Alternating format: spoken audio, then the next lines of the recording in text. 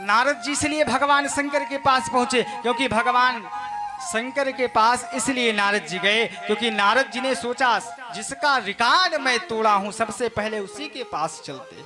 भाई रिकॉर्ड तो शंकर जी का टूटा, तो सीधा शंकर जी के पास पहुंचे। देखो प्रभु, अब मुझे हजारों कामदेव आ जाए फिर भी मेरी तपस्या भंग नहीं कर सकते। भगवान शंकर ने कहा लगता है नारद जी का मोह और नारद जी को अहंकार आ गया है।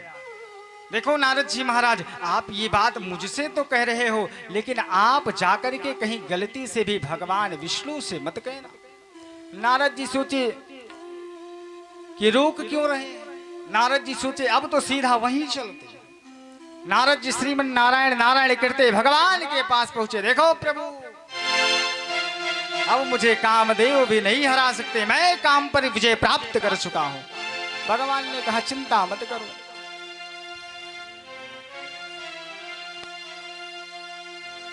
नारद जी भगवान के पास से लौट रहे थे, रास्ते में एक सुंदर नगर दिखाई पड़ा।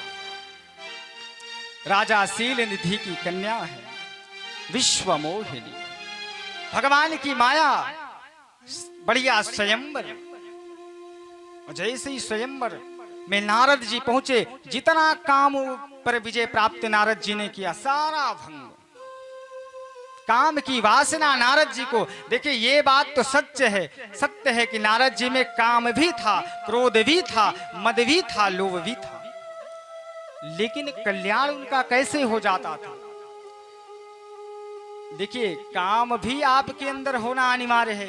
यदि काम नहीं रहेगा तो आगे आने वाली संतान उत्पत्ति कैसे होगी। यदि क्रोध नहीं रहेगा तो आपकी रक्षा कौन करेगा। यदि मद नहीं रहेगा तो आपकी आगे की व्यवस्था कौन करेगा। यदि लोभ नहीं रहेगा तो आप कैसे व्यवस्था, कैसे भगवान की कथा श्रवण कर पाओगे। भाई इसमें भी तो धन खर्च लगेगा।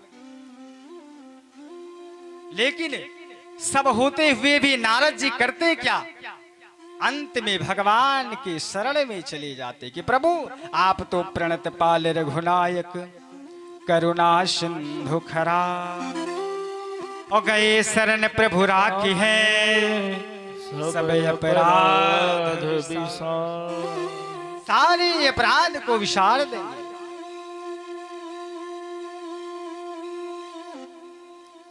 नारद जी भगवान के पास पहुंच जाते। अब लेकिन नारद जी ने जैसे विश्व मोहिनी को देखा, नारद जी भी मोहित हो गए।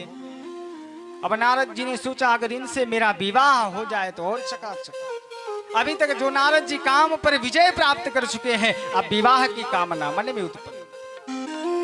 पहुंच गए भगवान के पास। देखो प्रभु, एक समस्या आ रही है। समस्या क्या, जो आपका ये सुंदर सुंदर मुखमंडल है, जो आपकी तिरछी चितवन है, काले कह जरारे नैना तिरछी नजरिया, लाल लाल ओठ हो मोहनी सुरतिया।